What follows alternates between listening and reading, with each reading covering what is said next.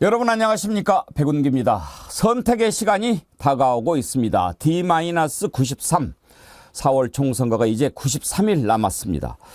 잘못된 선택이 어떤 결과를 가져오는지 지금 우리 국민들이 똑똑히 지켜보고 있는데요. 후회하지 않기 위해서는 제대로 봐야 합니다. 지난 대선 윤석열 후보가 선택을 받은 이유가 무엇입니까? 저는 국민이 속았기 때문이라고 생각합니다. 공정과 상식을 외치며 나타난 윤석열 후보의 그럴듯한 감언 이설에 속았습니다. 부인 김건희 씨의 말과 행동을 보면서 저러면 안 되는데 했다가 고개 숙인 모습에 속아 넘어갔습니다. 그러면서 윤석열 후보의 어퍼컷에 모두 넘어간 거지요. 속으면 안 됩니다. 김건희 특검법을 거부한 윤석열 대통령이 후속 조치로 기자회견을 검토하고 있다는 기사를 보면서 참으로 헛웃음이 나왔습니다. 당연히 해야 할 일이 수습카드입니까? 속으면 바보입니다. 잊으면 바보입니다. 우리 국민은 바보가 아니라는 것을 보여줘야 합니다. 함께 깨어 있읍시다. 백운기의 정치 1번지 출발합니다. 멧돼지도 왕이 될 수 있지. 술이나 한잔하자. 제가 대한민국 국민이라는 것이 부끄러웠던 적이 없거든요. 정말 저는 지금 참담함과 부끄러움을 정말 느끼고요. 마음에 들지 않으면 무조건 공격이다. 공격 앞으로. 공격의 빌미를 계속 주는 겁니다. 이게 나라가 말입니다. 여야의 정치 싸움으로 날 새는 줄 몰라요. 집권당은요, 기본적으로 방어 논리를 펴야 됩니다. 우리는 이걸 잘했습니다. 우리가 이런 거 잘했기 때문에 앞으로 좀 더 잘하도록 힘을 좀 주십시오. 라고 얘기해야 될 거 아니에요. 야당은 무조건 공격하고 비판하는 거잖아요. 근데 자랑할 게 없는 거야, 사실은. 솔직히 말하면. 이 색시 저 색시. 받았냐 날랐냐. 칼텔 검텔. 거친 표현을 쓴다고 해서 그 말이 더 아픈 건 아니에요. 내가 이렇게 강조해서 얘기를 하면 거친 표현을 쓰면 뭔가 더 지지층이 결집하고 더 유리하다. 뭐 이런 그 잘못된 판단을 하고 있는 게 아닌가 싶어요. 중학생들이 들을까 봐 겁나는 언어들 뿐입니다. 내가 왕이다. 오나의 돼지. 네, 재미있게 보셨지요? 상강뜰님께서 만들어주신 만평입니다. 정어리의 정치풍자. 지금 저렇게 재미있는 동영상 만평을 4개나 만들어서 보내주셨는데 하나씩 소개해드리겠습니다. 참 재미있지 않습니까? 그리고 저기에 나오는 음성은 AI 음성이라고 합니다. 네, AI로 저 음성을 집어넣는데 아주 참 우리 패널들의 발언을 잘 편집을 해서 만들어 주셨는데 재미있는 정어리 만평 만들어 보내주신 상강뜰 지국장님 감사합니다. 그리고요, 우리 패널분들 소개하기 전에 또 많은 분들이 쇼츠 동영상 만들어서 저희 정어리 TV에 보내주고 계신데 좀 소개를 해드리고 싶습니다. 착한 악마님은 배달일 하신다고 하는데요. 매일같이 이렇게 보고 계시는 모습을 사진을 찍어서 며칠째 본방 시청 중 해주시는데 너무 감사한데요. 동영상을 하나 만들어서 보내주셨고, 또 광주의 한시민님, 제가 한심하다 그런 뜻인가 했더니 클 한자 마음 심자, 큰 마음이라고 하는 뜻의 한심이시더라고요. 동영상을 지금 8개인가 9개인가 만들어서 보내주셨는데 하나하나 좀 소개를 해드리려고 합니다. 얼마나 잘 만들었는지 한번 보시겠습니까? 대통령 되기 전부터 그 많은 예산 들여서 용산으로 옮긴다고 해가지고 맨 처음에 잡았던 것은 몇십 배가 들어가지 않았습니까?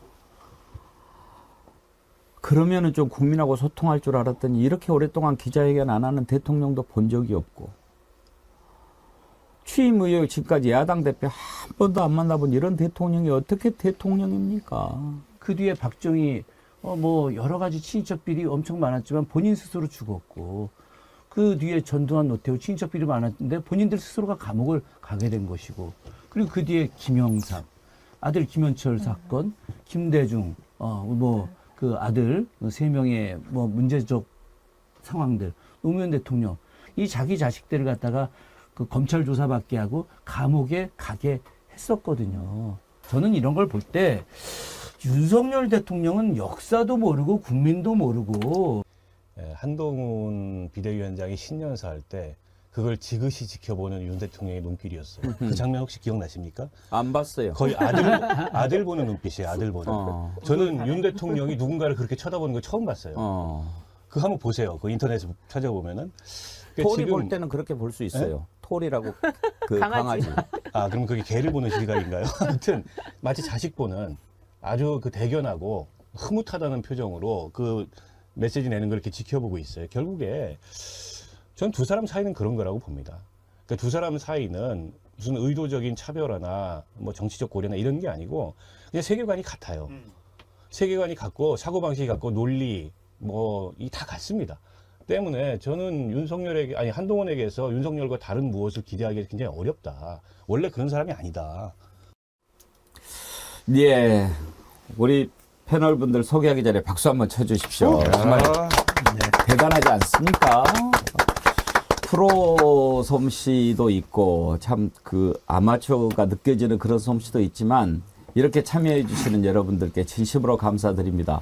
재주 있으신 분들요, 솜씨 마음껏 발휘해 주십시오. 저희 저거리 TV로 동영상 쇼츠 만들어서 보내주시면 저희가 소개해 드리고 또 조회수 많이 나온 것은 분기별로 시상도 하도록 하겠습니다. 정어리 TV는 여러분이 주인입니다. 그리고 백운기의 정치 1번지는 여러분이 만들어가는 프로그램입니다. 여러분들께서 참여해 주시고 또 함께 해 주실 때 정어리가 펄쩍펄쩍 뛰어놀 수 있습니다. 정어리즘이라는 말을 제가 썼는데요. 정어리즘은 함께하는 저널리즘입니다. 그리고 깨어있는 저널리즘을 정어리즘이라고 합니다. 여러분, 새로운 저널리즘의 탄생, 여러분이 함께함으로 만들어가 주시기 바랍니다. 오늘 함께 하실 네 분 패널 소개하지요. 김철근 개혁신당 창준희 사무총장, 전예현 우석대 개공교수, 설주환 변호사, 조일출 파주예산정책연대 상임대표 함께합니다. 어서 오십시오. 네, 안녕하십니까. 반갑습니다. 네. 제가 오늘 패널 소개를 좀 늦게 해드렸는데 앞에 소개할 일이 많아서요. 근데 소개할 게 하나 더 있습니다만 그 전에 우리 김철근 사무총장 오늘 나오신다고 하니까 부산이 대인님이 이런 글을 주셨어요. 김철근님 안녕하세요. 반갑습니다. 철근을 엿가락처럼 씹으며 와신상담 여의도 입성하세요. 감사합니다. 그러면서 우리 동네 오실래요? 그랬는데 부산 가실 생각 있나요? 아, 그래요? 거기 가면 됩니까? 전국 어디든 좋습니다. 예, 이렇게 또 우리 패널들께 힘을 실어주시니까 감사드리고요. 아, 좀 많은 분들이 오늘 아침에 댓글 참여해 주시고 우리 백운계 정치 1번지 가장 자랑하고 싶은 게요. 시청하시는 동시 접속자 수만큼 좋아요 댓글 많이 있다는 겁니다. 어떻게 이런 프로그램이 있을까 싶을 정도로요. 댓글 남겨주시면 저희가 소개해드리고 또 선물도 드리고 있는데 좋아요도 꼭 눌러주시고 주변에 많이 알려주십시오. 제가 어제 인천에 무슨 행사가 있어서 다녀왔는데 거기에서 정말 많은 분들이 저한테 오셔가지고 나도 정어리입니다. 나 정어리언입니다. 이렇게 하는데 얼마나 반갑고 감사하고 또 울컥했는지 모릅니다. 여러분이 이렇게 깨어있는, 함께 깨어있는 그런 모습 보여주시면 분명히 정의와 상식이 바로 서는 새로운 세상 만들어질 수 있을 거라고 생각합니다. 그리고 오늘 댓글 몇 분 먼저 소개를 좀 해드릴 건데요. 미모사님, 여기 오니 사람 사는 것 같네요. 그러시죠? 정말 그런 마음 감사하고요. 정정숙님, 제가 청취 중인 몇 개 라디오가 있어요. 원래 댓글을 안 봐요. 근데 우연히 여기 프로 댓글을 봤는데 깜짝 놀랐습니다. 여긴 서로 아침 인사하고 그러잖아요. 딴 데는 뭐 댓글을 와 숭악한 표현에 서두도 없이 그냥 막 되도 않는 말들을 쏟아내는지 너무 놀랐어요.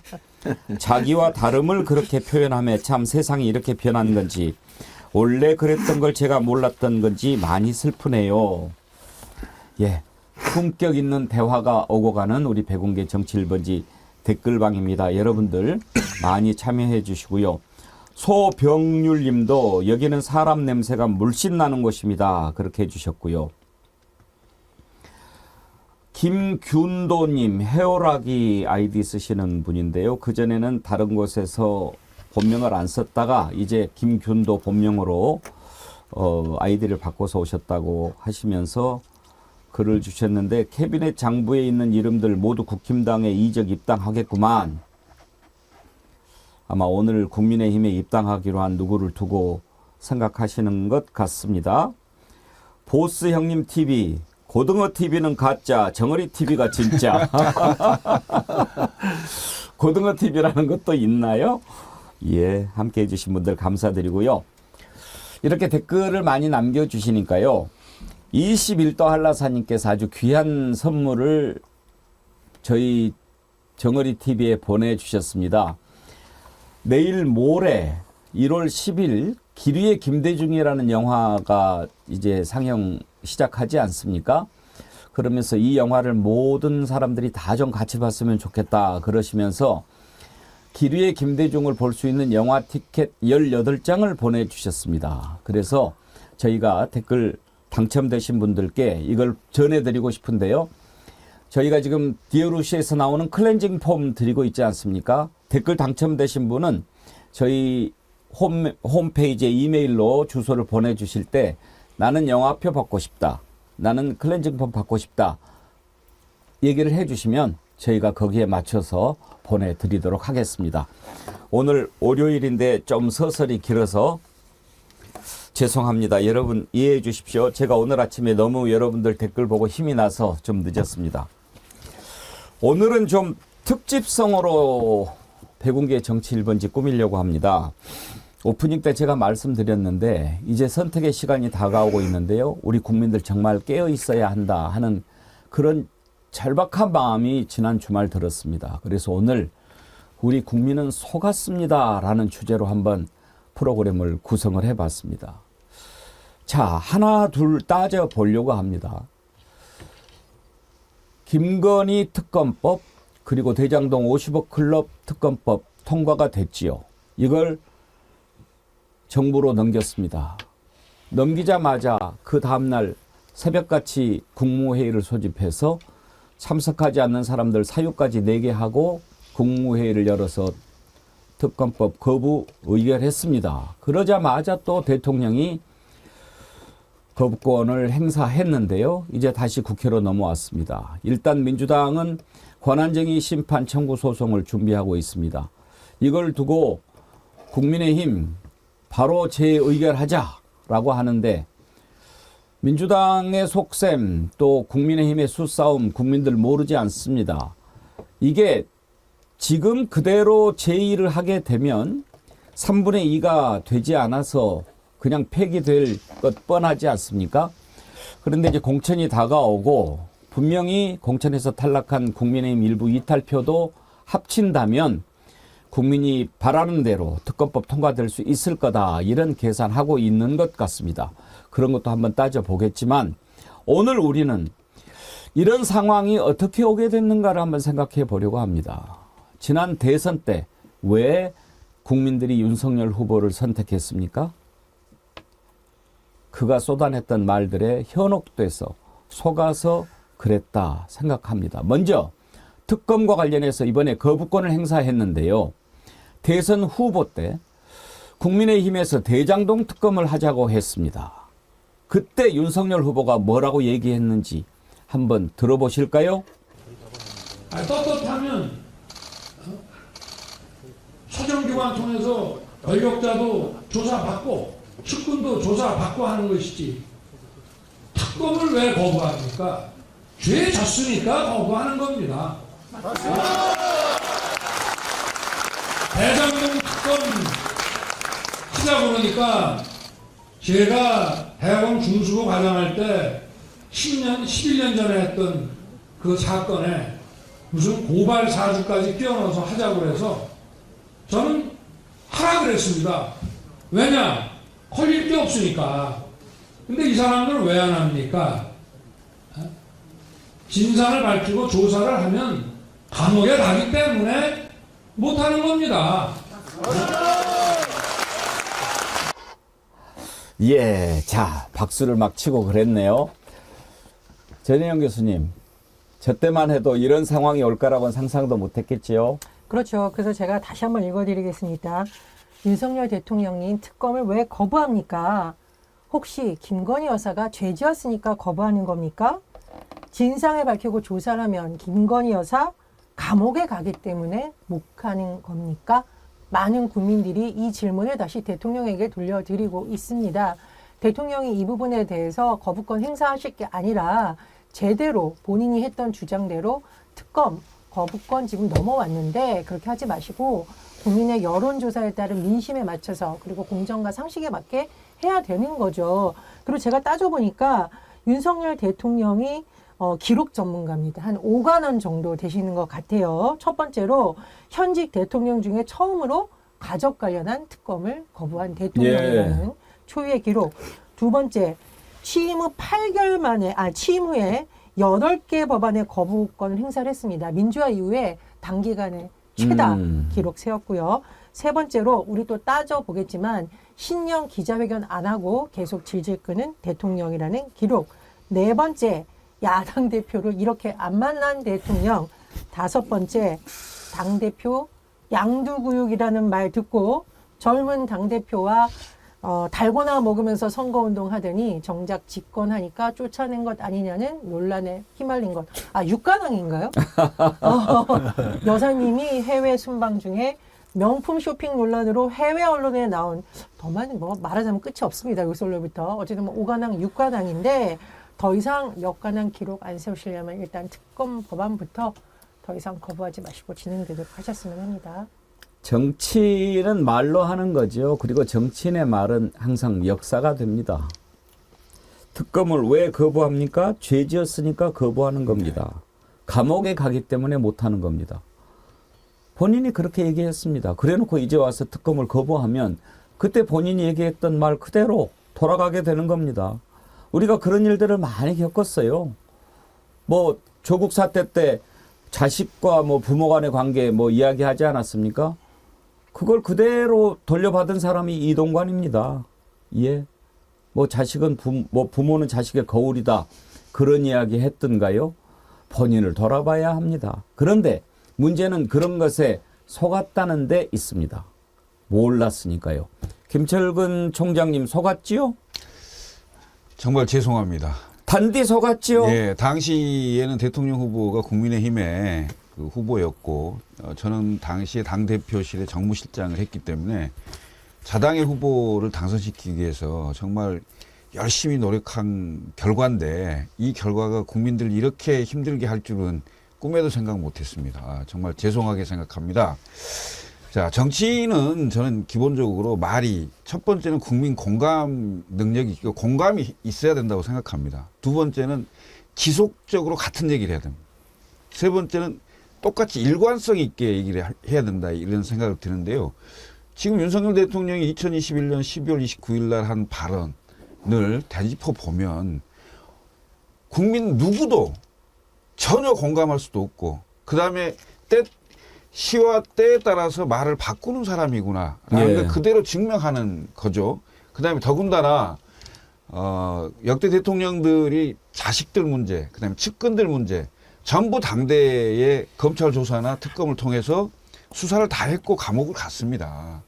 그런데 지금 윤석열 대통령은 가족 문제에 관련된 이 특검을 거부를 했어요. 국민 누구도 공감하지 못할 겁니다. 더군다나 국민 여론조사 상으로 보면 70% 이상이 특검을 수용해야 된다 이렇게 얘기를 하잖아요. 저는 매 방송 때마다 얘기를 합니다. 박근혜 대통령의 국정농단 사건이 왜 나왔는지. 윤석열 대통령이 수사팀장이었고 한동훈 비대위원장이 수사검사였습니다. 근데 이 팀이 너무 잘 알 겁니다. 자, 생각을 해보세요. 저는 예를 들어서 항상 얘기하는데 박근혜 대통령 국정농단 사건 전해 2015년 12월 달에 이른바 정윤회 문건 사건이 나왔습니다. 예. 그 정윤회 문건 사건에 뭐라고 써 있었냐. 권력 서열이 나와 있습니다. 1위 최순실, 2위 정윤회, 3위 박근혜. 이게 유출이 되면서 문건 유출 혐의로 문제가 됐던 사람이 조홍천 민주당 의원, 박관천 행정관 이런 분이었잖아요. 근데 만에 하나 그 문건의 내용이 문제였다 해서 대책을 세우고 그런 상황이 안 되도록 했다면 2016년에 과연 국정농단 사건까지 갔겠냐 이 말이죠. 저는 그걸 반면교사 삼아야 된다. 지금 김건희 특검이 도이치모터스 사건의 특검이잖아요. 그런데 최근에 김건희 여사에 관련돼서 명품백 영상이 나왔고, 그다음 그 전에 이미 고급 명품 화장품 뭐 이런 얘기도 나왔잖아요. 그러면 우리가 알 수 없는, 어디서 어떻게 튀어나올지 모르는 이런 부분들이 국민들 많은 상상을 할 거예요. 그러면 앞으로 3년이 남았습니다. 대통령 임기 3년이 남았다고요. 그렇게 많이 남았어요. 예.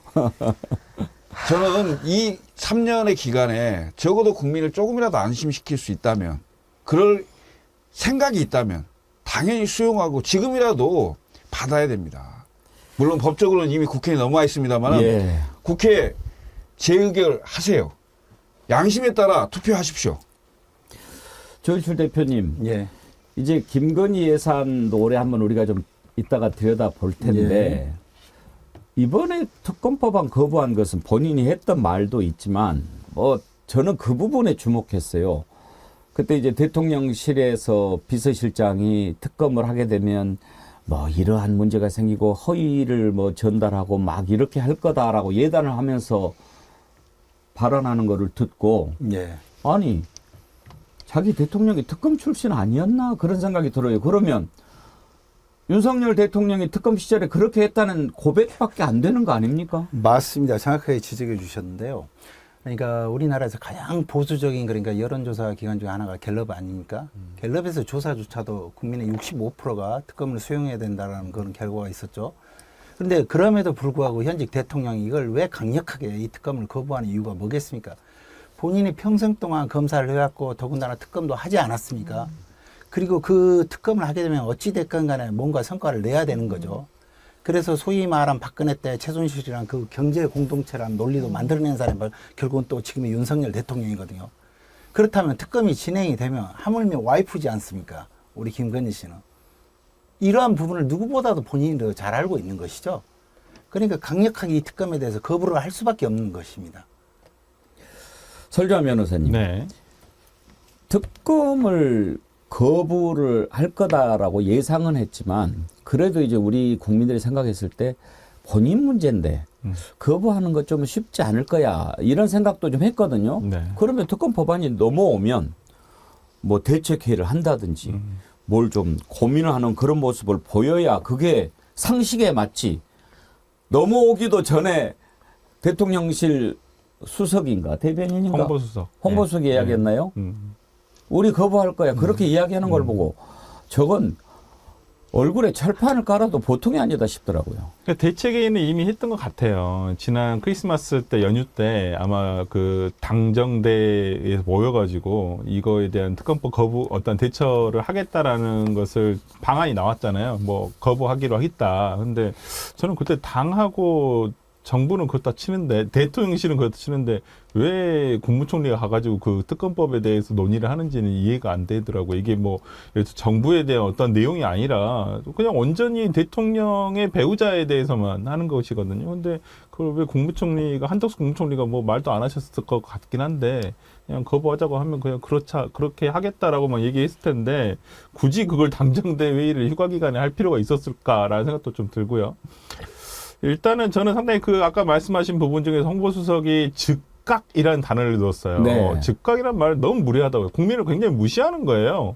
그러니까 넘어오면 최소한 염치라도 있다고 한다면 예를 들어서 뭐 그래 한번 심사숙고를 해보겠다. 뭐 알고는 있죠 우리가 이미 거부할 거라는 건 이미 알고 있지만은 그렇더라고 하더라도 그래도 우리가 정부에서 심사숙고를 해서 이 부분 뭐 논의를 해보겠다 정도면 그래 니들이 하겠지만 뭐 그러려니 하겠는데 이건 뭐 넘어오기도 전에 그래 넘어오기만 해봐 우리 그냥 뻥 차버릴 거야 이런 생각을 가지고 있었다는 거예요.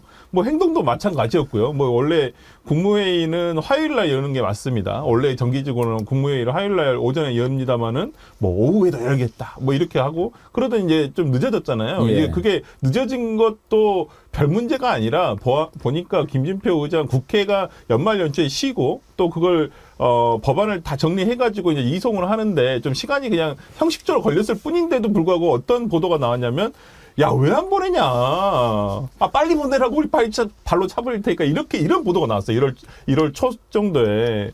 아니, 그래서 국회 의장실 쪽에 확인을 해보니까 이게 그냥 통례적인 그냥 기간이 걸린 것 뿐이다라고 얘기하는데도 불구하고 그러한 예. 어떤 반응이 나왔다는 것은 굉장히 조급하구나, 지금 정부 여당이. 저는 그런 생각이 좀 들었고, 어찌됐든 간에 뭐 지금 다시 제2 요구가 왔습니다만은 이걸 가지고 저는 그날도 참 황당한 보도 중에 하나가, 아니 여당 윤재옥 원내대표 그랬다는 거예요. 아니 민주당이 당당하면 빨리 하자 이거 제2. 당당하면 받으세요. 당당하면 받으면 됩니다. 어디서 당당이란 말을 그렇게 함부로 씁니까? 저는 그런 면에서라면 예. 지금의 어떤 정부 여당이 보이고 있는 이 조급함이 얼마나 이 치부를 스스로 드러내는 일은 아닌가. 예. 저는 그걸 반증하고 있다고 봅니다. 당당, 공정, 상식 이런 단어들이 이제 의미가 많이 달라져 버렸습니다. 제가 50 때 전두환이가 항상 예쳤던 게 정의사회 구현이었죠.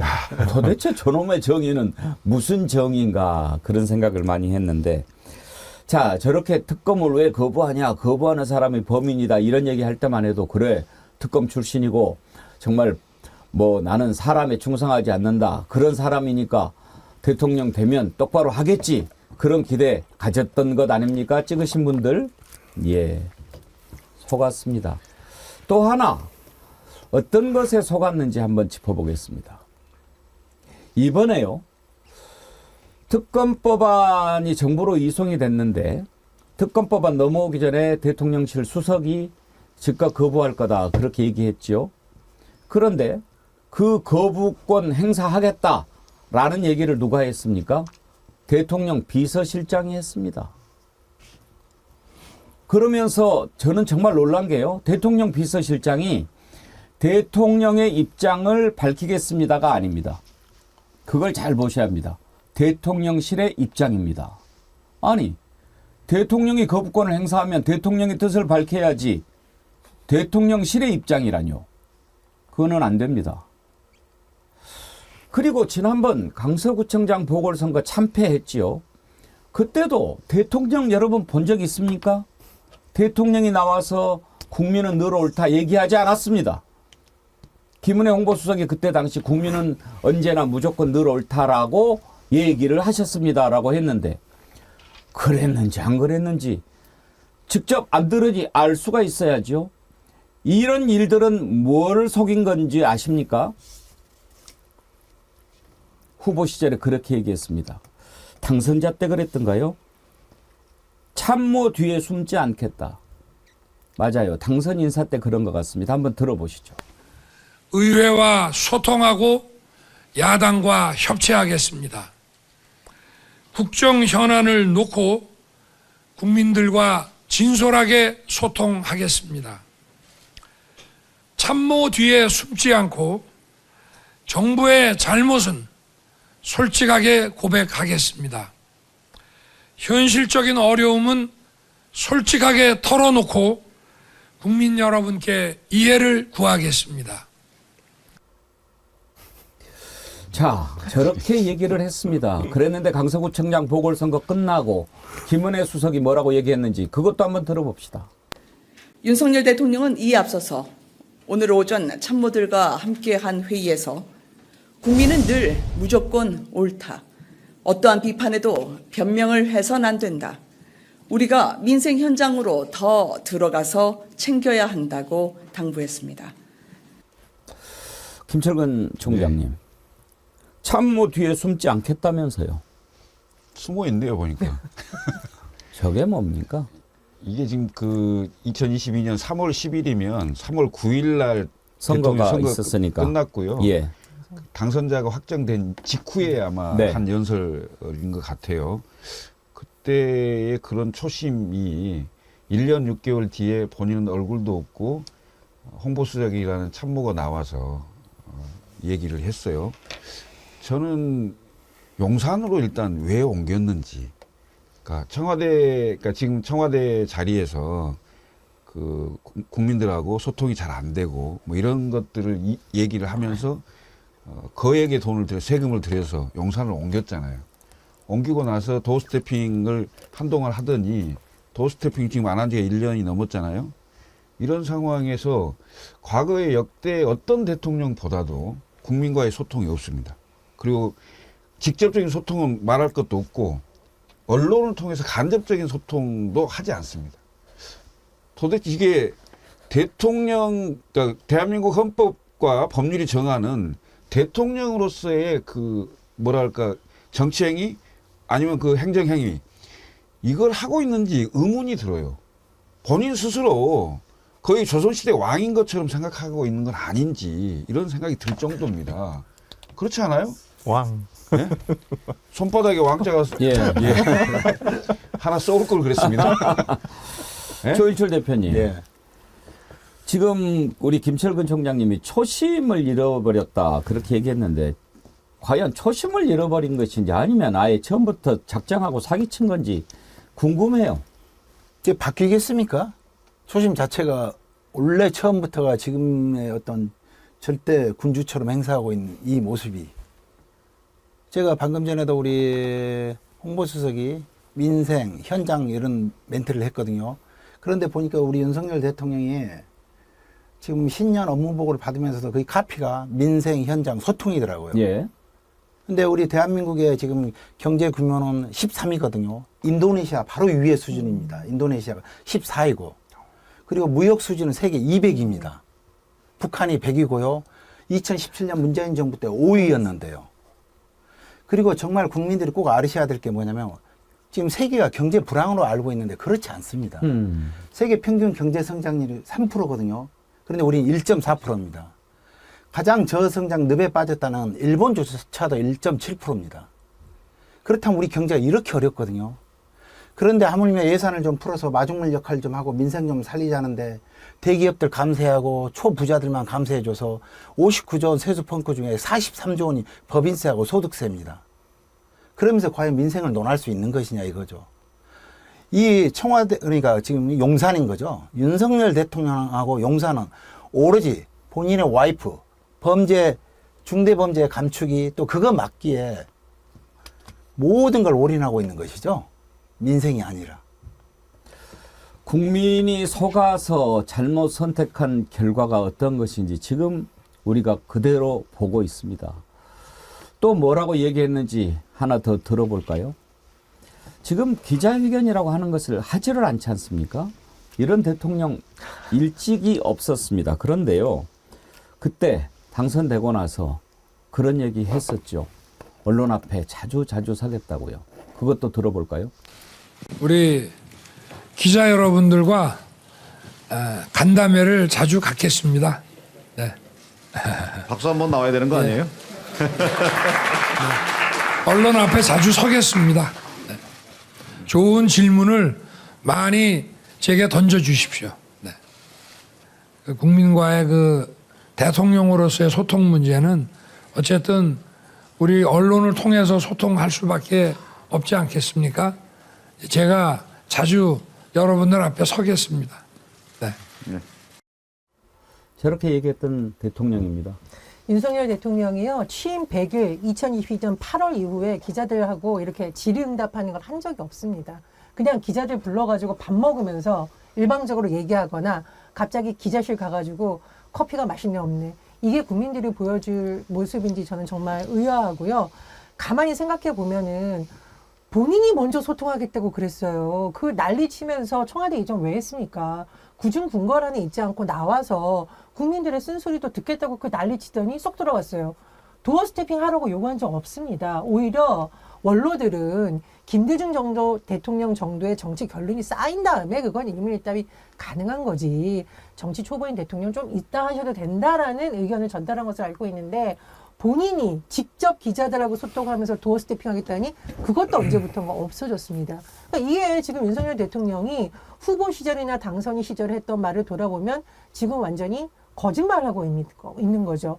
특히나 김건희 여사 관련해서는 대통령실도 다 옹호하면서 제대로 해명도 내놓지 않고 이렇게 뒷북치기를 하고 있는데 우리는 대한민국 대통령을 뽑은 거지 김건희 여사의 남편을 뽑은 게 아닙니다. 윤석열 대통령님 대한민국 미래와 현재의 문제를 해결하라고 그 막강한 권한, 헌법에 부여된 권한 드린 거지 본인의 범죄 의혹 보호하라고 그 권한 드린 거 아닙니다. 이거 진보 보수 따짐없이 많은 국민들이 요구하고 있는 거고요.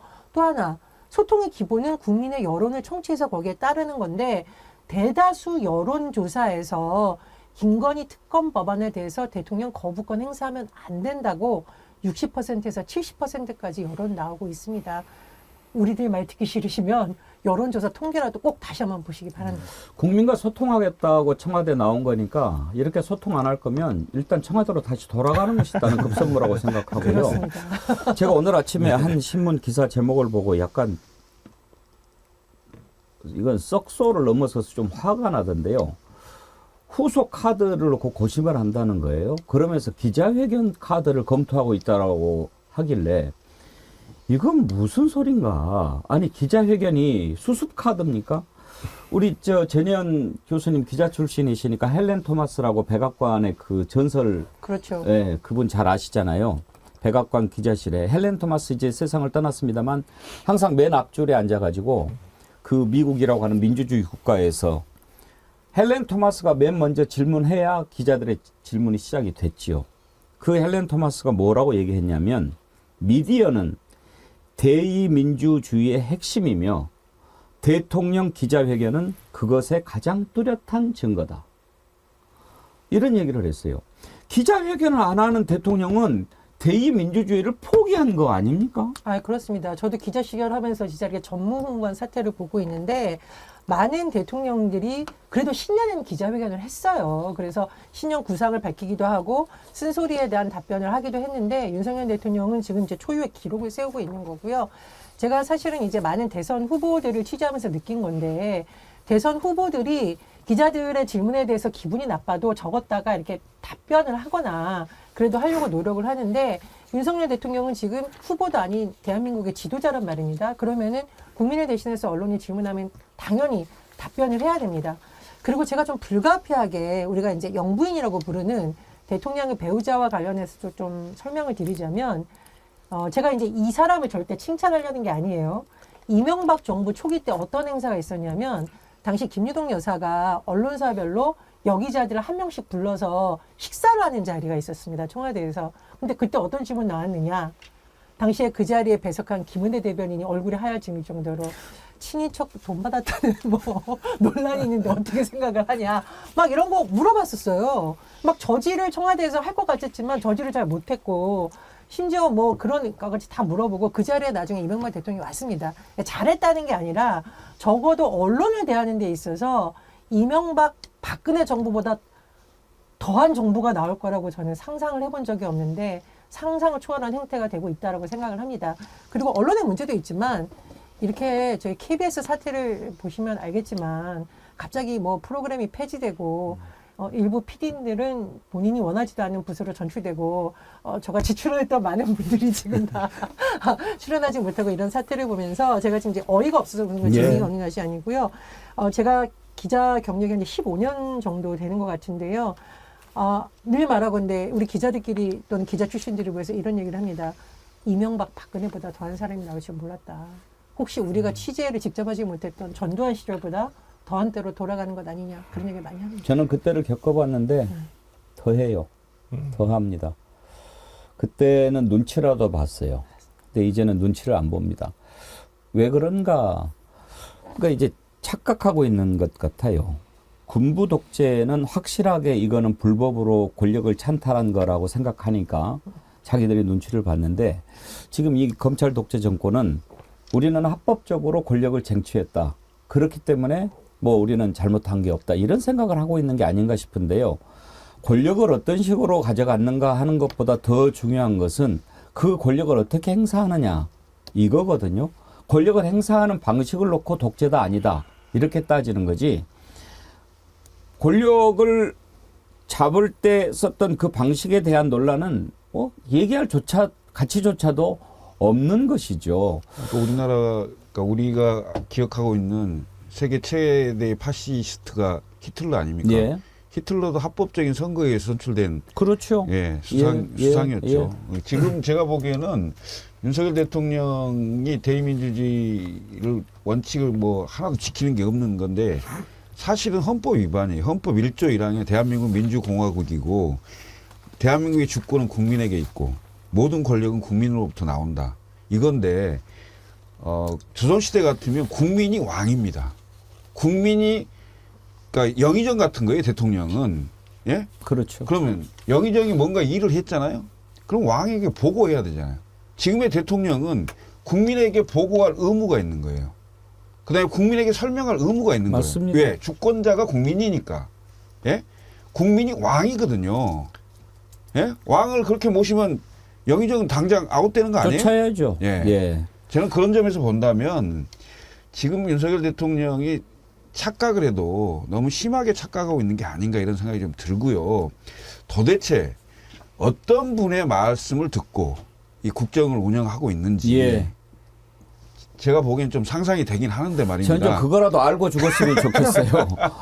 설주환 변호사님, 네. 왜 이렇게 기자회견을 오랫동안 안 하는 것 같습니까? 자신감이 없으시니까. 자신감이 없어서. 국민 앞에서 솔직하게 얘기를 해놓고 자기가 아는 게 있어야 되잖아요. 그러니까 지금 뭐 어떤 소통을 하신다고는 하는데 대부분 관제 소통이잖아요. 어떤 짜여진 각본에 의해서 짜여진 사람들이 어떤 선택된 사람들이 들어와서 그것도 비공개로 지금 진행을 하고 있는 것이잖아요. 그렇기 때문에 누가 어떤 반향이 있습니까? 그리고 그런 상황에서 누가 대통령에게 어떤 지금의 민심의 고충이라든지 이런 부분을 전달할 수 있겠습니까? 저는 참 소통을 문재인 정부 때도 문재인 대통령한테도 기자들이 당시 야당에서 엄청 이거 비난을 했었어요. 아니 좀 소통 좀 해라. 기자회견 좀 해라. 근데 이제 당시에는 코로나 시국이 있었기 때문에 직접적인 대면을 못하고 그런 상황에서도 신년 기자회견을 했었어요. 신년 기자회를 통해서 우리가 뭐 기억하다시피 뭐 문재인 정부의 검찰총장이라고 다시 한번 두둔했던 저는 이해할 수 없는 지금 되돌아보면 참 이해할 수 없는 윤석열 대통령 현재 대통령에 대한 어떤 재신의 의사도 밝히셨고 어찌 보면 신년 기자회견이 상당히 중요한 정치 이벤트 중에 하나입니다. 연초에 이 나라를 어떻게 끌고 갈 것이고 지금 예를 들어 작년에는 우리 경제가 이러이러했는데 앞으로는 이러이러한 거에 대해서 대책을 이렇게 가져갈 것이다라고 국민들에게 예고를 해주는 거예요. 그런데 그럼에도 불구하고 지금 뭐 이걸 아까 정말 앵커께서 잘 지적하셨지만은 이걸 무슨 수수카드 형태로 내가 야 이번에 특검법을 이렇게 했는데 야 미안한데 야 그 기자회견 한번 해줄게. 무슨 자기가 무슨 뭐 국민들에게 아니면 뭐 이게 뭐 언론에게 자기가 무슨 뭘 은혜를 베푸듯이 약간은 지름 이런 느낌이란 말이에요. 이게 아니에요. 원래 대한민국 국정 시스템에 원래대로 하게끔 돼 있는 거였어요. 그걸 안 하면서 자기의 어떤 은혜를 베푼다는 식으로 하고 있는 것 자체가 너무 저는 뭐 이게 너무 후한무치하다는 생각이 들고요. 오늘 아침에 가장 많이 나왔던 것 중에 하나가 뭐 이 특검법에 대응을 해서 여권에서 나온 패널들이 하는 말들이 아니 그러면 뭐 제2부속실 설치를 하고 특별감찰관에 대한 어떤 선임을 한번 진행을 한번 해볼까? 이거 하겠다는 것도 아니에요. 한다는 것도 아니고 한번 해볼까라는 거예요. 예. 그러니까 대통령실에 한번 의향을 떠보는 거예요. 여론을 한번 떠보는 거예요. 이것도 당연히 했어야 되는 것이고 그게 어떤 특검법에 대한 거부에 대해서 어떤 대응 카드가 아니에요. 이것도 수수 카드가 절대 될 수가 없어요.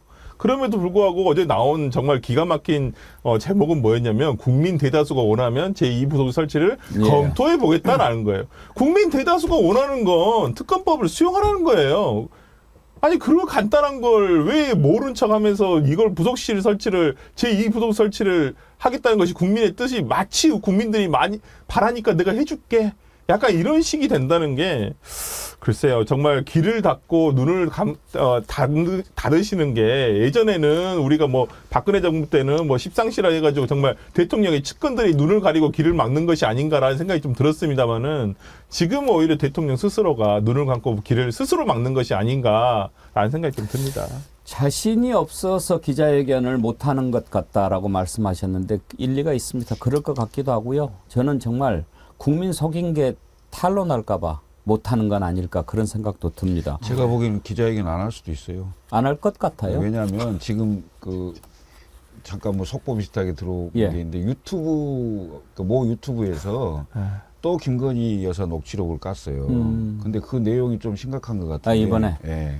또 모 유튜브면 그 서울의 소리에서 또 한 겁니까? 아니면 다른 곳입니까? 다른 것 같은데요. 예. 예. 그래서 하여튼 그런 내용 계속 나올 거예요. 제가 뭐 방송에서도 뭐 몇백 개 얘기도 하고 했습니다만 예. 어마어마하게 뭐가 많이 있는 것 같아요. 그러니까 이게 걷잡을 수 없는 상황이거든요. 예, 뭐 사실은 이제 소통을- 국정 운영에 그렇죠. 상당한 부담이 될 건데 소통을 이걸 안 한 이유가 그러니까 뭐 제가 보기에는 그러니까 가장 준비 안 된 정치인인 거죠. 지금 윤석열 대통령이 평생 동안 정치인인가? 그러니까 예. 검사로만 있었던 것이잖아요. 어떤 국가의 리더가 된다는 거는 경제, 외교, 국방 전부 다 총괄적으로 뭐 그런 걸 다 경험하고 학습하고 했었어야 되는데 그러한 부분도 있지만 또 한편으로는 지금 말씀하신 것처럼 소통의 의미는 결국은 공개석상에서 서서 이야기를 한다는 건데 법적 도덕적으로 완벽하게 걸려 있는 것이죠. 아니, 그러니까 소통을 네. 참 이상한 분들하고 할 많이 수가 하신 없는 것 거죠. 같아요. 네. 다 녹음되는 네. 분들하고만 소통을 해서 그렇습니다. 예, 그게 다 지금 하나씩 나오는 거예요. 지난번에 그 김건희 씨 그 명품백 갖다 주고 네. 녹취 땄던 최재영 목사님, 최영재 목사님인가 최재영 목사님인가 그분이 한 얘기를 들어보니까 나오면서 보니까 또 이렇게 가방 들고 대기하는 사람들이 쭉 앉아 있었더라는 거 아니에요.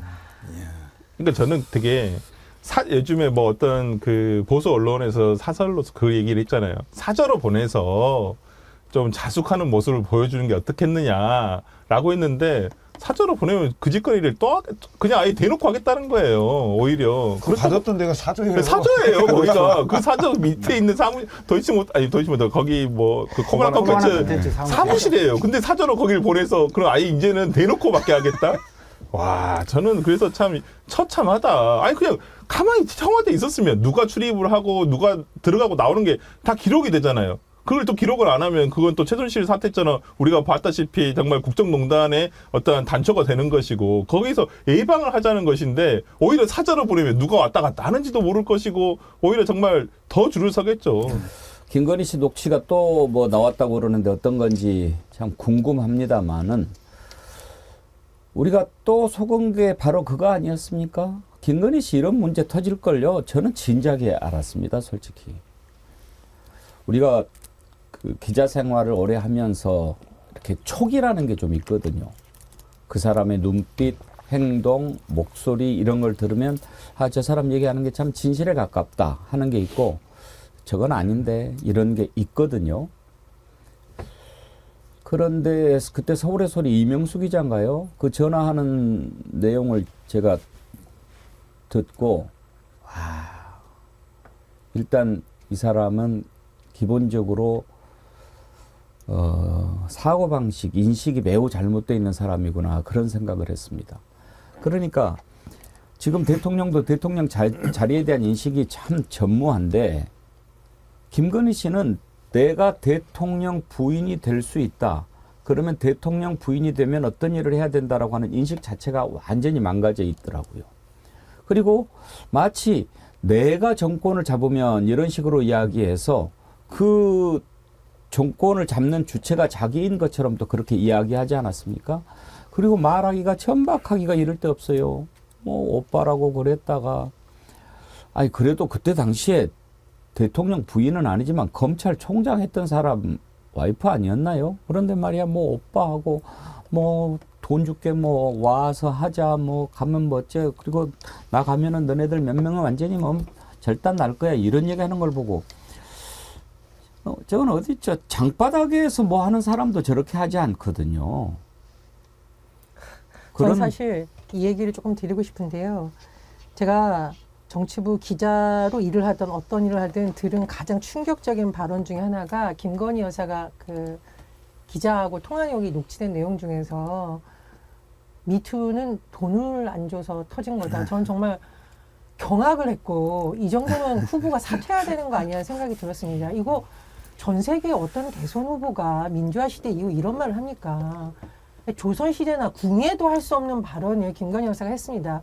근데 그때도 무슨 뭐 마치 피해자인 양 몰아가가지고 은근슬쩍 넘어갔는데 그 정도 홍역을 치렀으면 조심하고 더 조심해야 되는 거 아닙니까? 이거 역사적 기록에 남을 망언이에요.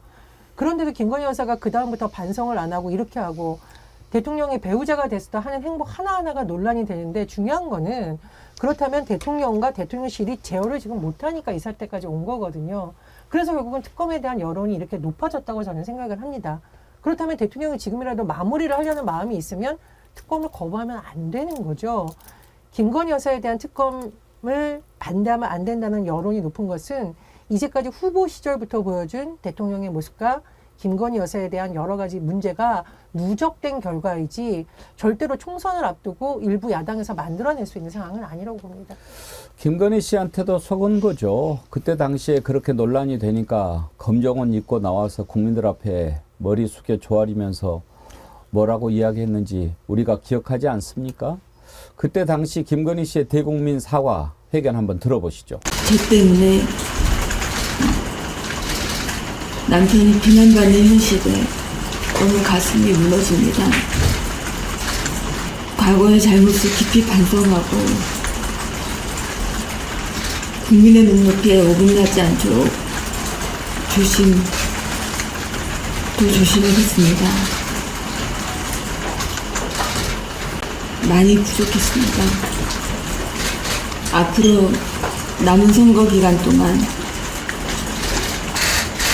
조용히 반성하고 성찰하는 시간을 갖겠습니다. 그리고 남편이 대통령이 되는 경우라도 아내의 역할에는 충실하겠습니다. 부디 노여움을 거두어 주십시오. 잘못한 저 김건희를 욕하시더라도 그동안 너무나 어렵고 힘든 길을 걸어온 남편에 대한 마음만큼은 거두지 말아주시길 간곡히 부탁드립니다. 다시 한번 사죄의 말씀을 드립니다. 죄송합니다.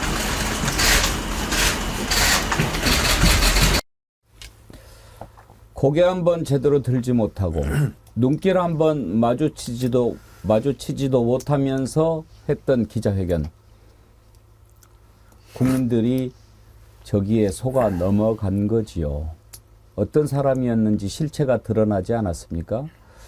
최 목사가 300만 원짜리 명품 디올백을 가지고 갔을 때 뭐라고 했는지 그걸 들어보시면 방금 그 모습과 얼마나 대비가 되는지 국민이 알 수 있을 겁니다. 한번 보시죠. 저에 대한 어느 정도 이렇게 좀 끊어지면 네?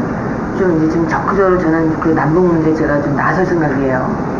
정말로. 그렇게 하세요. 네, 네. 그래야 되고 남통을 해야 되고 그래서 우리 북한 주민이 너무 안 돼. 우리 국민이니까 빨리 수용하고 해서 이제 이런 문제를 해야 돼서. 저 때문에. 예. 자, 이제 남북 문제 본인이 나서겠다. 김철근 총장. 그리고 이제 그 정식으로 촬영한 게 아니라서 안 나왔지만 최재형 목사가 나중에 그 얘기한 걸 들어보니까 정말 좀 수치심을 느꼈다고 그래요. 정말 저렇게 편한 옷차림에 저렇게 편한 자세로 가래침 탁탁 뱉으면서 가래침 쌓은 휴지가 아랫에 뚝 있고 아무리 그 대통령 부인이라고 해도 이렇게 아무리 친한 친구라고 해도 그렇게 할 수 없을 텐데 어떤 모욕감, 수치심 그런 걸 느꼈다고 하더라고요. 그런 자세로 저렇게 이야기를 한단 말이에요. 후보 시절에 녹취록이 공개가 됐었잖아요. 기자하고 7시간 녹취록에. 예. 그러니까 사실은 그건 굉장히 편하게 막 그 얘기하는 그런 거였잖아요. 근데 정말 온갖 얘기가 다 나왔죠. 사실 뭐 남편과의 관계의 문제까지 다 나왔는데 사실 그때 다 드러난 거죠. 그런데 이번에 지금 이거 녹취록에서 나와 있는데 저 남북 문제 얘기는요. 이건 대통령도 풀기 힘든 문제고요. 국민적인 합의를 끌어내야 되는 그런 문제입니다. 대통령이 못 푸니까 자기가 풀겠다는 거 아닐까요? 네, 그 녹취록 생각이 나네요. 그런데 이건 엄밀하게 말하면요. 국정에 개입한 겁니다. 이건 국정농단으로 불릴 만한 그런 사건이거든요. 사실은 전혀 본인 입에서 그리고 본인 머리에서 나올 수 없는 얘기거든요. 그렇게 해서는 안 되는 얘기잖아요. 선출되지 않는 권력이 그 권력자의 부인일 뿐이에요. 그런데 본인이 뭔가 하는 것처럼 마치 본인이 대통령처럼 얘기하잖아. 이건 굉장히 큰 오버고 오버 수준을 넘는 게 아니고 저는 이미 저 정도의 상태였으면 대통령실에 근무하는 많은 어공과 일공들이 줄을 어디에 서야 본인의 자리가 보존되고 본인이 승진하는지를 이미 알고 있었다. 그래서 대통령 부인 보고 V2 또는 V0 이렇게 말하는 경우가 별로 없었잖아요. 내가 보기엔 박근혜 대통령이 2015년 그 말에 딱 권력서열 순위 나오는 그때가 생각난다니까요. 지금 그냥 시중에서 얘기하는 게 V1, V2 얘기하지만 V0라고 얘기하는 사람도 있어요. 예? 이걸 뭘 반증하냐는 거죠. 페리73님 이런 글 주셨네요. 김건희에게 조용한 내조는 조용한 내실에서 디올 조공 받겠다는 의미였네요. 전영 교수님, 참 날카로우시죠? 아, 정말 요즘은 국민들이 다 정치 평론가 못지않게 날카롭다고 생각이 들고요. 못지않게라뇨. 정치 10단들이시니라니까요. 맞습니다. 정치 평론가보다 훨씬 더 예. 정확하게 보고 계시고요. 저는 근데 이번에 김건희 여사 특검법 관련해서 다시 이제 거부권 행사해서 국회로 돌아오는 과정에서 보여진 국무위원들의 모습도 참으로 한심스럽다. 도대체 장관들이 모여가지고 김건희 여사 범죄 의혹에 대해서 어떻게 보호할 것인가 이런 논의를 지금 한다는 말입니까? 말씀해 주셨듯이 경제도 어렵고 고물가 여파가 올해부터 몰아닥칠 거라고 하고 이런 상황에서 장관들하고 총리가 모여서 이런 일로 노래하는 게 이게 정상적인 나라입니까? 저는 정말 이 뉴스를 읽는데 내가 지금 21세기 대한민국에 살고 있는 게 맞나? 아니, 저 궁예가 있던 시대에 사는가? 정말 이렇게 통탄을 할 수밖에 없었다는 생각이 들고요. 또 하나 이런 게 있습니다. 국무위원들 같은 경우에는 야당의 협조를 얻지 않고 할 수 있는 일이 없다라는 걸 분명히 잘 알고 있을 거예요. 그러면 지금 야사당, 민주당, 정의당, 기본소득당, 진보당까지도 주장하고 있는 특검을 거부하고서 과연 국정이 정상적으로 앞으로 돌아갈 수 있다라고 생각을 하십니까? 이게 내년 총선, 아니 올해 총선 결과와 상관없이 어떤 결과가 나오더라도 야당이 극렬히 반대하는 법안은 통과되기 어렵고요. 야당이 동의하지 않는 개혁이란 건 있을 수가 없습니다. 그런 걸 국무위원들이 모를 리가 없는데 한덕수 총리까지 나가가지고 김건희 여사의 눈치를 보는 듯한 이런 모습 보면서 이거는 윤석열 대통령이 국무위원들까지도 김건희 여사에게 줄을 세우는 것 아니냐 참 비참한 기분이 들었어요. 저는. 설주환 변호사님. 네. 그냥이라는 아이디 쓰시는 분이 이런 걸 주셨어요. 이젠 술술술 나올 겁니다. 설사 시작하면 학문에 일회용 반창고 붙인다고 설사가 멈춥니까? 그러니까 저는 얼마 전에 그 한동훈 비대위원장이 민주당을 향해서 그런 말을 했었어요. 뭐 이재명 대표는 절대 저놈을 따르니까 오히려 그러는 거 아니냐. 저는 오히려 그 말 정말 되물었고 싶은 게 김건희라는 절대 저놈에 대해서는 스스로 입에 올리지도 못하는 어떤 지금 정부 여당이 이게 지금 정상적이냐. 오히려 한동훈 비대위원장 같은 경우는 우리가 뭐 대통령 배우자 김건희에 대한 특검법이라고 하는데 그걸 애써 도이치 특검법이라고 하더라고요. 도이치 모터 사건은 이미 수사가 되고 있습니다. 김건희 여사가 관여한 부분에 대해서 지금 수사가 제대로 이루어지지 않고 또 수사의 결과가 나오지 않고 있기 때문에 지금 특검법을 우리가 국회에서 발의를 해서 지금 진행을 하는 거예요. 근데 김건희라는 이름조차도 본인의 입에 올리지도 못할 정도로 어찌 보면 정부 여당의 절대 존엄을 그렇게 모시고 살아서 그런 건지는 모르겠습니다만은 저는 지금의 어찌 보면 아까 말씀드렸다시피 우리가 봤던 인터뷰 내용 있잖아요. 그 김건희 여사의 그 대선 기간 중에 저런 사과, 거짓 사과죠. 저도 보면서도 참 국민들이 많이 속았다라고 생각을 합니다만은 저는 오히려 이번에 그 뭐 제2 부속실 논란이라든지 이런 부분 등이 저런 거짓 사과하고 저는 똑같다고 생각을 해요. 그러니까 마치 우리가 이번에 한번 고개를 거짓으로 숙여주면 이것도 넘어가겠지. 임시봉편죄로 넘어가겠지. 이런 식으로 또 국민 속이는 것이거든요. 국민 허도하고.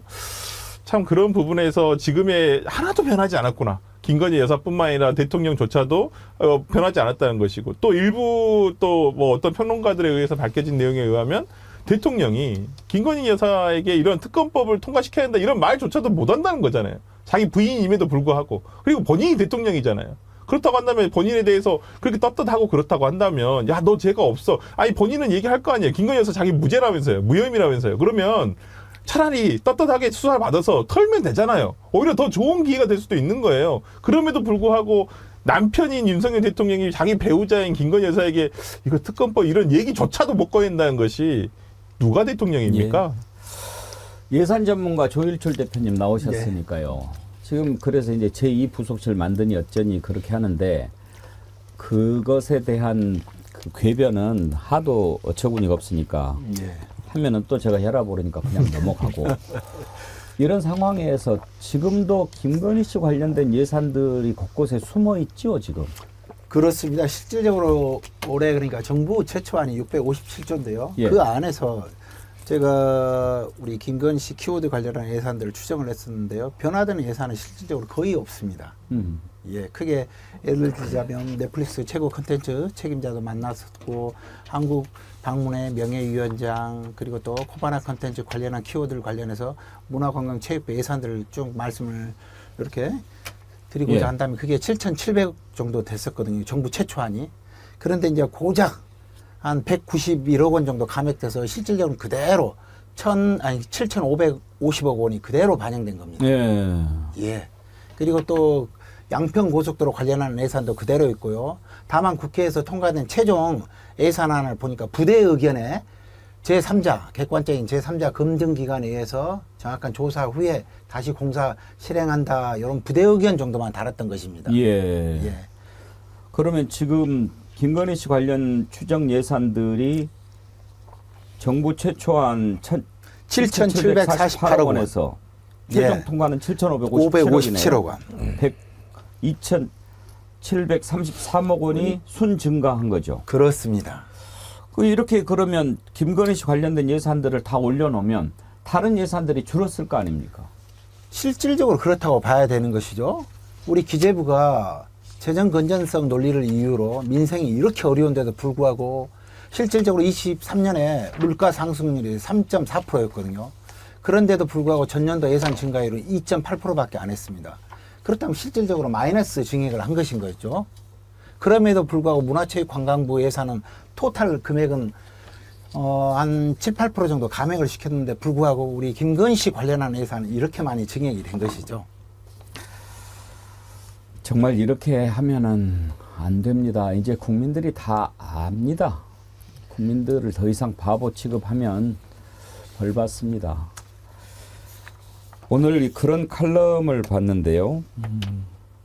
대통령이 민심에 맞서거나 마지못해 따라가는 신용만 하면 안 된다. 하늘의 그물은 커서 성긴 듯 하지만 결코 빠뜨리는 법이 없다. 선행도 악행도 언젠가는 다 드러나게 되어 있다. 마음을 내려놓고 하늘 같은 국민의 뜻에 순종해야 한다. 국민의 존경을 받았던 YS DJ조차 피할 수 없었던 비극적 운명을 반복하지 않는 길이다. 끝까지 민심을 이기는 권력은 없다. 어디 칼럼인지 아십니까? 보수신문 칼럼입니다. 이제 보수신문에 주필을 지낸 대기자까지도 이렇게 얘기합니다. 왜? 너무나 피할 수 없을 민심이 모습을 드러냈기 때문입니다. 제가 이 노자의 도덕경에 나오는 하늘의 그물은 커서 성긴 듯 하지만 결코 빠뜨리는 법이 없다. 이걸 보면 생각나는 분이 있습니다. 우리 김철근 총장님도 잘 아시겠지만 제가 이제 정치부 시절에 또 JP 자민련도 출입하지 않았습니까? 그때는 JP가 이제 건강이 좀 안 좋아서 좋아하는 와인도 잘 안 드시고 그럴 때였어요. 그래서 기자들하고 같이 이제 식사를 하러 갔는데 그때 이제 제가 맞은편에 앉았는데 이 글을 이렇게 제 기자 수첩에 이렇게 써갖고 저를 주셨어요. 그러면서 그 얘기를 하시더라고요. 하늘의 그물은 커서 성긴 듯 하지만 그러니까 뭐 좀 숭숭 뚫어져 있을 것 같아도 결코 빠뜨리는 법이 없다. 하늘의 그물을 두려워하는 것이 진짜 정치 지도자다. 그런 얘기를 하시는데 재밌는 게 이게 천망회회 소위 불루라는 건데 회회의 앞에 이제 마음 심자가 있는데 약간 좀 헷갈리셨던 것 같아요. 그래서 써갖고 이제 주셨는데 제가 이거 가보로 가져가겠습니다. 그랬는데 당사로 돌아와서 총재가 잠깐 보자고 한다는 거예요. 그래서 올라갔더니 다시 이렇게 써가지고 주신 거예요. 글자가 잘못됐다. 글자를 내가 돌아와서 찾아보니까 내가 쓸 때 조금 헷갈렸는데 그런 정도로 또 세심한 면도 있었어요. JP가. JP뿐만이 아니고요. YSDJ, JP, 3김 정치는 경쟁과 협력 그리고 낭만 뭐 이런 게 있었죠. 그러니까 국민들한테 상당히 큰 족적을 남긴 분들이잖아요. 물론 과도 있고 뭐 잘못된 것들도 많지만 그래도 국민들에게는 큰 정치인으로 남아있는 분들이죠. 저는 지금 이 정치하는 상황에서 보면 저도 삼김 정치 때는 당 내에 비주류가 활동할 수 있는 공간을 어느 정도 열어줬어요. 최소한 한 30-40% 정도는. 그래서 당내 민주주의를 통해서 당내에 자정 능력을 갖췄단 말이죠. 그러니까 국민이나 타 정당에게 뭔가 말을 할 때는 이미 당내의 비판 세력으로부터 이런저런 얘기를 많이 듣고 그 자정 능력이 생겨서 그 정화가 된 발언이 나가는 건데 지금은 비주류가 활동할 수 있는 공간이 거의 다 없습니다.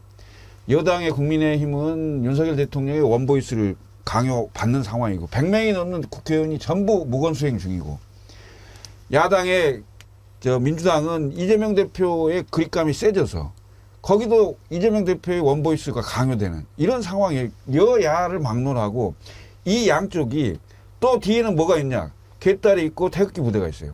뒷다리를 잡아요. 그럼 결국은 정치의 공간이 사라져 버렸습니다. 대결만 있는 거예요.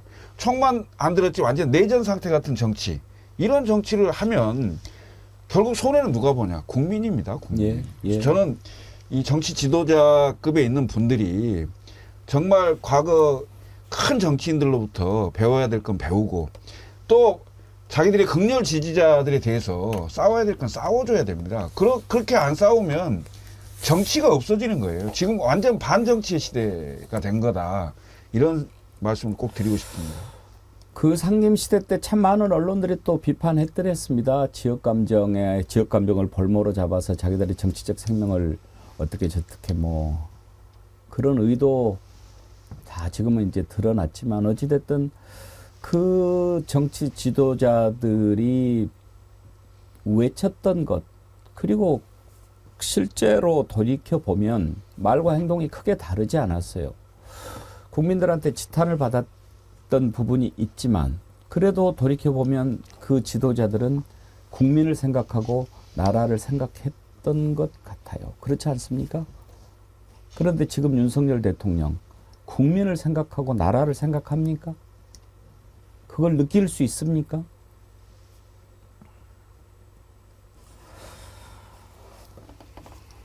바로 엊그제 김대중 대통령 탄생 100주년 기념식에 여야 정치인들이 다 모였는데 그 자리에서 김대중 대통령의 육성을 많은 사람들이 들을 수 있었습니다. 그런데 재미있는 게요. 김대중 대통령이 지금 모여있는 여야 정치인들 앞에서 강조하는 그 말을 AI가 이렇게 합성을 해서 한 내용을 보았는데 마치 생전에 그 대통령의 목소리를 직접 듣는 것 같아서 참 기분이 묘하더군요. 김대중 대통령이 지금 살아있었다면 어떤 얘기를 우리 국민들에게, 우리 정치권에 하고 싶었을까? 그 AI가 풀어낸 육성을 한번 들어보겠습니다. 존경하고 사랑하는 국민 여러분, 오늘 저를 잊지 않고 100세 생일 축하 잔치를 베풀어 주신 것에 깊이 감사드리고 기쁜 마음으로 여러분을 다시 뵙습니다. 저는 국민에 대한 존경과 애정을 정치의 기본 이념과 신조로 삼고 정치를 했습니다. 저에게 유일한 영웅은 국민이었습니다. 자유가 들꽃처럼 만발하고 정의가 강물처럼 흐르며 통일의 희망이 무지개처럼 솟아오르는 나라, 그런 나라를 국민 여러분께서 만들어주시면 고맙겠습니다. 감사합니다. 참 놀랍죠. 예, 아마 옛날 그 음성을 그렇게 이제 복원을 해서 만들었는데 실제로 하셨다면 중간에 한 두 번쯤은 예, 말하자면 이렇게 하셨을 것 같은데.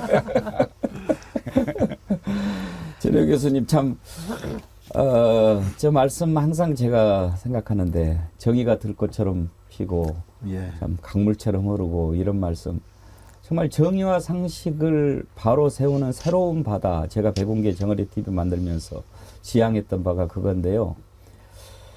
공정과 상식을 외쳤던 사람한테 이렇게 당할 거라고는 생각도 못했습니다. 그렇습니다. 그리고 저는 김대중 대통령님의 저 품위 있는 말투가 너무나 그립습니다.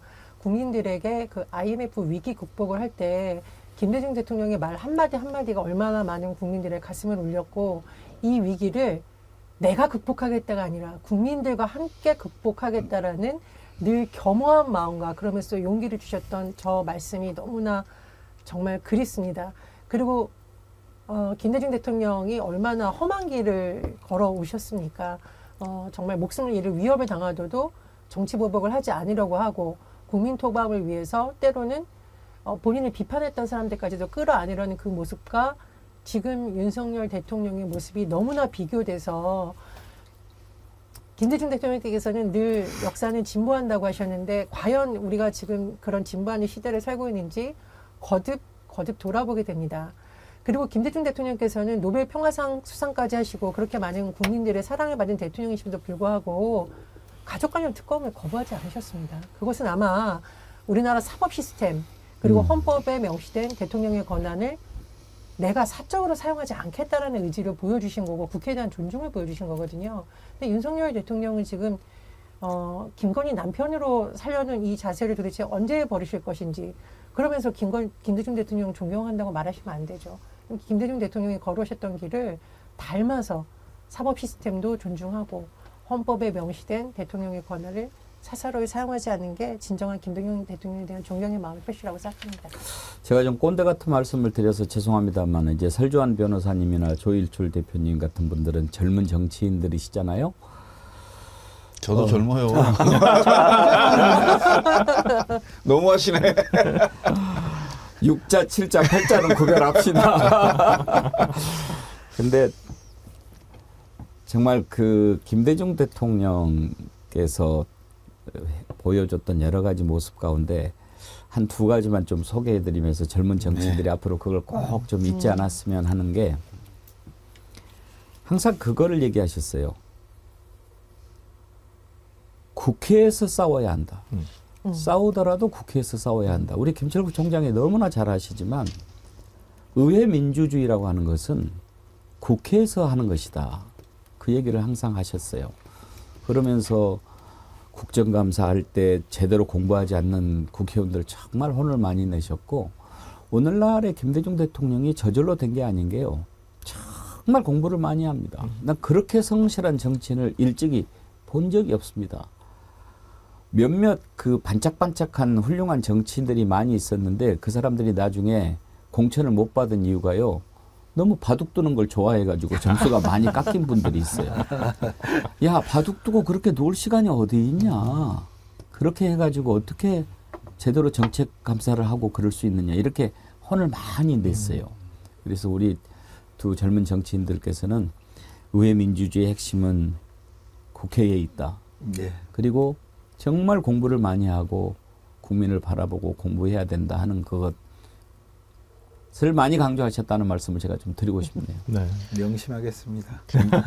김대중 대통령 탄생 100주년이니까요.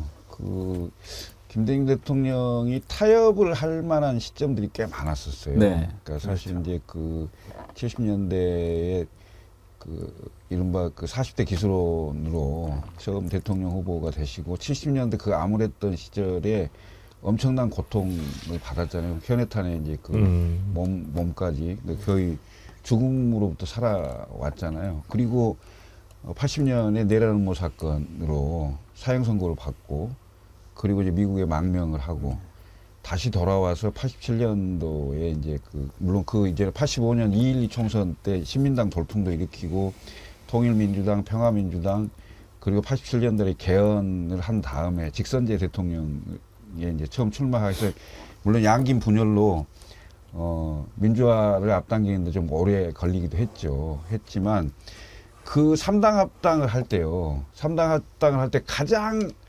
그 유혹을 많이 받았던 사람이 바로 김대중입니다. 그렇죠. 그러니까 당시에 그 민정당 쪽에서 3당 합당과 평민당과의 그 통합을 두 개를 추진을 했어요. 양쪽으로 투트랙으로. 그리고 결국은 김대중 대통령이 거부를 함으로 인해서 3당 합당으로 이제 기울어졌던 거였죠. 그리고 결국 이 수평적 정권 교체라는 97년에 대통령이 당선됐는데 그것도 굉장히 어렵게 됐잖아요. 한 40만 표 정도 됐을 거예요. 그런 상황이었는데 그때 국고가 완전히 거덜이 난 상태였잖아요. 그게 이른바 IMF 때였고요. 그렇죠. 그런 상황이었는데 그렇게 대통령이 되는 과정도 대단히 어려웠고요. 또 대통령이 되고 난 이후에도 굉장히 힘든 과정을 겪었는데 김대중 대통령이 일관되게 관통하고 있었던 건 결국 국민이었다. 그러니까 애민이라는 한문을 되게 많이 쓰시잖아요. 애민 정신 뭐 그걸 많이 쓰시는데 경천애인을 많이 쓰셨죠. 경천애인도 쓰고 그런 그 마음들이 결국 일관되게 본인의 그 삶에 관통돼 있지 않았나 이런 생각이 들고요. 사실 뭐 사람마다 100% 다 존경받고 동의받을 수 있는 건 아니잖아요. 그럼에도 불구하고 정치하는 사람으로서는 김대중이라는 그 큰 정치인에게 본받을 게 많다. 이 말씀을 꼭 드리고 싶어요. 저는 다시 한번 40대 기수론이 한 번은 나왔으면 좋겠다는 생각이 들어요. 그러니까 김대중 대통령, 김영삼 전 대통령이 70년대 초반에 70년대 그때 선거했었죠. 40대 기수론이 나왔거든요. 그 뒤로 다시는 40대 기수론이 나오고 있지 않아요. 대한민국 정치사에서 계속 뭐 물론 뭐 저는 나이가 어떤 기준이 될 수 있다, 혁신의 기준이다라고 생각하지는 않습니다. 그렇지만은 어찌 보면 그 당시에 70년대에 이루어졌던 40대 기수론이 정말 50년, 60년 동안 묻혀버렸어요. 저는 다시 한번 이제는 대한민국이 40대 기수론이 나와야 될 시기가 되지는 않았나라는 생각이 좀 들어서. 설주환 변호사님이 혹시 40대입니까? 아니면 저는 40대인데. 40대? 그러면 40대 기수가 되십시오. 기수론이 나와야 한다고 이야기할 게 없습니다. 본인이 40대 기수가 되십시오. 저희가 성원하겠습니다. 좀 젊으신 분들이 이제는 좀 치고 나와야 되지 않나라는 생각이 좀 들어서 그래야지 대한민국이 한 번 더 어떤 성장의 발판이 되지 않을까라는 생각이 들어서 네, 진짜 40대 기수론이 다시 한번 제기됐으면 좋겠습니다. 40대 기수가 되십시오. 저 한 말씀만 드리면 40대 기수론 관련해서 찾아보니까 당시에 김대중 대통령께서 45세셨더라고요. 그러니까 그 어떤 시대의 한 획을 그은 정치인들이 40대에 이른바 선배 정치인들의 눈치를 보는 것이 아니라 우리가 나서서 나라를 한번 바꿔보겠다라는 담대한 걸 보여준 거를 우리가 다시 한번 생각할 필요가 있다. 다만 저는 좀 제가 이제 뭐 청년 정치 이런 거 많이 토론회도 가고 취재하면서 느낀 건데 우리가 젊으니까 공천 주세요 이렇게 하면은 사실 많은 국민들의 동의를 받기는 어려우니까 우리 40대들이 혹은 우리 30대들이 이런 정치를 하겠다 이렇게 보여줄 때 조금 더 많은 국민들의 지지를 얻을 수 있지 않을까 이런 생각이 듭니다. 그 기념식에서 이제 여야 정치인들이 다 참석을 했는데 문재인 전 대통령이 했던 얘기도 한번 생각을 해봐야겠습니다. 참 지금 양산 사저에서 시간을 보내고 있는데 이 나라 정치를 바라보면서 참 많이 가슴 아파하는 것 같더군요. 대한민국이 거꾸로 가고 있다라고 하는 진단을 내렸는데 공감하는 국민들이 참 많았을 것 같습니다. 문재인 전 대통령 발언을 한번 들어보실까요? 그러나 오늘 우리는 김대중 대통령님 앞에서 부끄럽습니다. 대통령님이 염원했던 세상이 다시 멀어지고 있고 세상이 거꾸로 가고 있습니다. 민주주의는 다시 위태롭고 국민 경제와 민생이 날로 어려워지고 있습니다. 얼어붙은 남북 관계와 국제 질서 속에서 한반도의 군사적 긴장이 한층 격화되고 있습니다.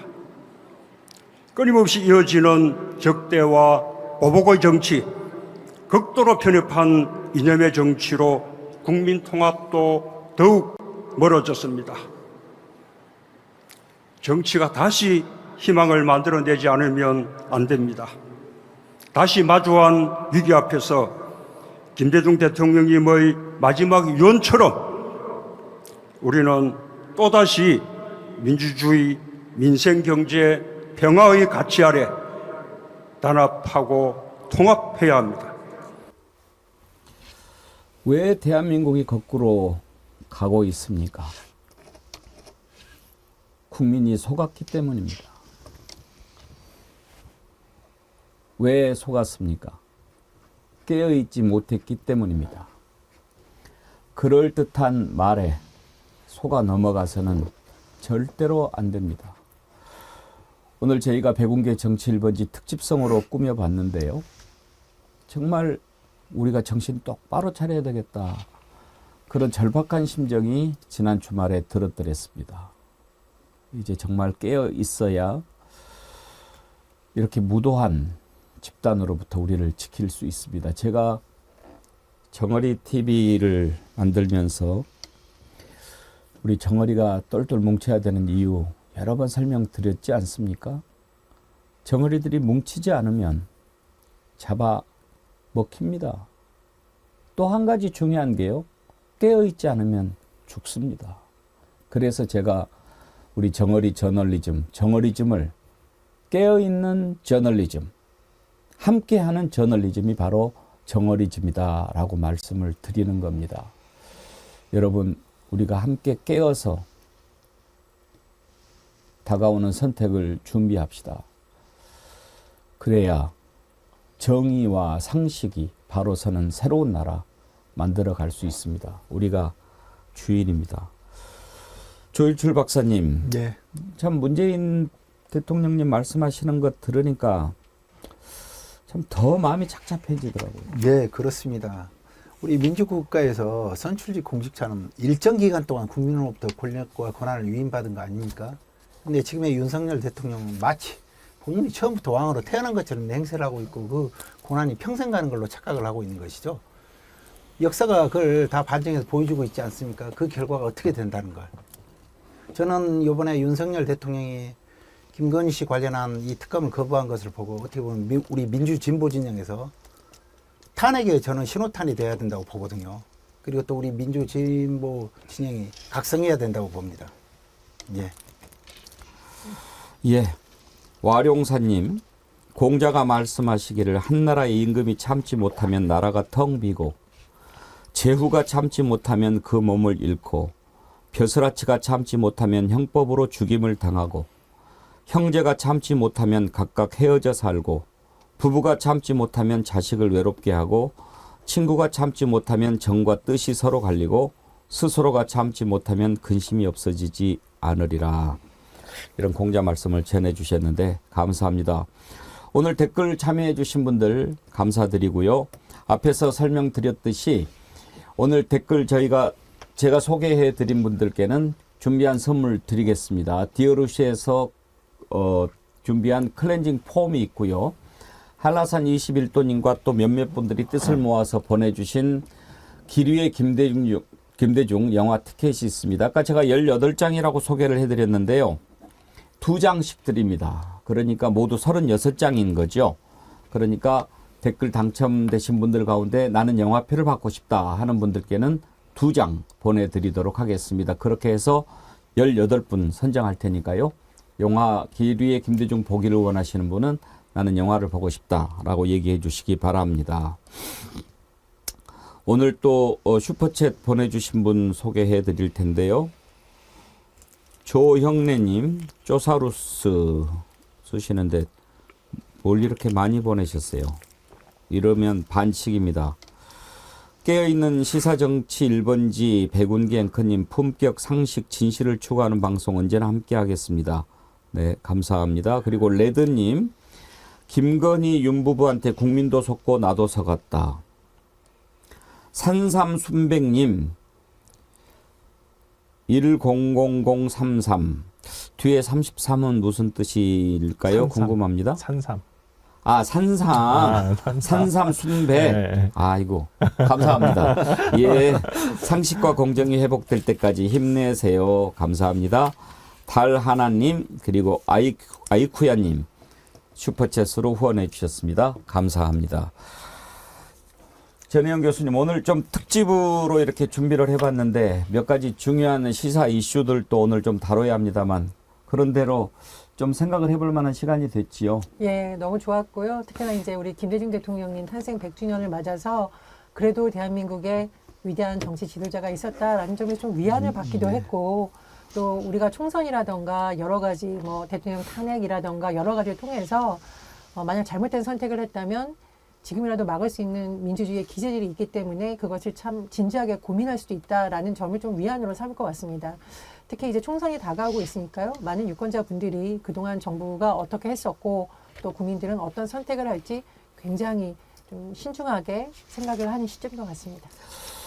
이 다음 특집으로는요, 제가 잠정적으로 황태자의 최후 이런 걸 한번 좀 준비를 해보려고 합니다. 우리 김철근 총장님 그때 한번 좀 같이 해주세요. 네, 누구보다도 그 역사를 좀 아는 분들이 얘기를 해야 생생할 텐데 우리가 생각나는 황태자들이 몇몇 있지요. 황태자가 성공한 케이스가 없습니다. 60 때 박철원 황태자 있었고, 네, 소통령도 있었고, YS 때 김현철도 네, 황태자로 네, 불렸고, 네.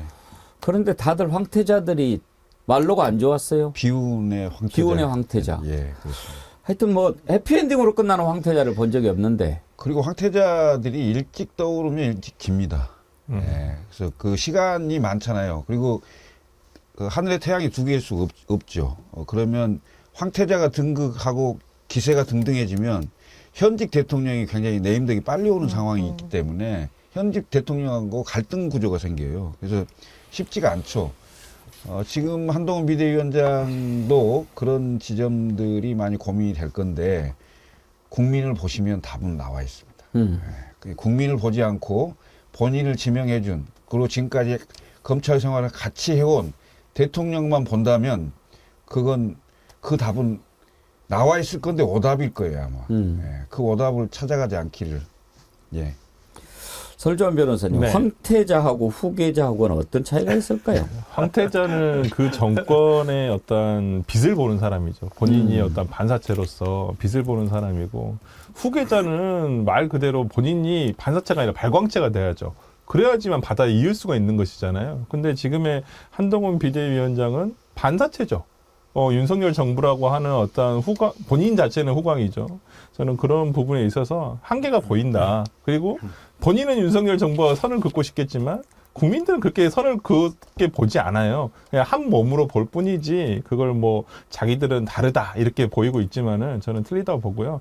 계속 이제 저희가 보는 윤석열 정부, 윤석열 대통령께서 말씀하시는 국민과 한동훈 비대위원장이 말씀하는 국민은 제가 보기에는 그냥 자신들을 지지하는 30에서 35%의 국민만을 보고 가시는 것은 아닌가라는 생각이 들어서 그보다 더 많은 국민들이 있기 때문에 제발 다른 국민들의 목소리도 좀 들으셨으면 좋겠다. 귀 막지 말고 계셔라. 예. 두 분 다. 저는 그렇게 말씀드리고 싶습니다. 전혜영 교수님, 제가 황태자의 최후 이런 걸 특집으로 한번 준비해야 되겠다라고 생각했는데 기자들이 요즘 거기에 관심을 많이 갖나 봐요. 어떤 사람 때문에.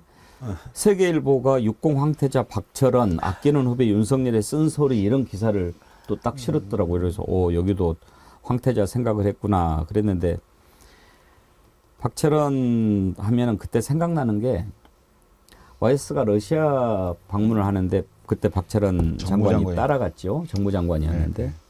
이제 수행한 거 아니에요. 그때 김영삼 민자당 대표 때인데. 그랬는데 기자들한테 뭐라고 그랬는지 아십니까? 수행이 아닙니다. 동행입니다. 그랬더랬어요. 누구의 말투와 굉장히 비슷하다는 거를 느끼고 황태자의 최후도 있지만 제가 진짜 이 표현을 안 쓰려고 하는데 너무 SNS에 와서 중전마마의 최후 뭐 이런 말도 요즘 많이 나오고 중전마마의 최후. 누군지는 말 안 하겠지만 그리고 아까 이제 황태자와 후계자의 차이점 말하는데 보통 이제 후계자는 말보다 후예 우리는 김대중의 후예 우리는 노무현의 후예라고 말할 때는 그분들의 정신을 이어받는다 이런 것이 있거든요. 권위주의 타파, 지역주의 타파, 평화 이런 것을 말할 때 우리가 저 사람은 청년 김대중이다. 저 사람은 제2의 노무현이다 이렇게 얘기를 하는데 지금 그러면 윤석열 대통령을 존경한다라고 말하는 청년들이 있을지. 누구 있네요. 장모. 있습니다. 그분을 이어받고자 하는 윤석열 정신. 그분을 이어받고자 하는 윤석열 정신은 이제 야당 정치인들에 대해 비하하는 건지 좀 씁쓸합니다. 네. 자, 여러분 오늘 국민은 속았습니다. 라는 주제로 생각을 해봤는데요. 함께 깨어 있으십시다. 제가 제일 먼저 깨어 있겠습니다. 이 시대의 불침번 덩어리가 돼서 항상 깨어 있도록 노력하겠습니다. 여러분이 함께 해주시기만 하면 됩니다. 함께 해서 깨어 있어서 거짓에 속지 않고 제대로 된 선택할 수 있도록 총선이 치러지는 날까지는 잠자지 않도록 노력하겠습니다. 함께 해주신 여러분 감사드리고요. 오늘 네 분 패널 조일출 대표님, 전혜연 교수님, 설주환 변호사님, 김철근 총장님 철근을 씹어 먹듯. 네, 네 분 수고하셨습니다. 감사합니다. 네, 감사합니다. 여러분 고맙습니다. 내일 오전 11시 백운계 정치 1번지 다시 찾아오겠습니다. 고맙습니다.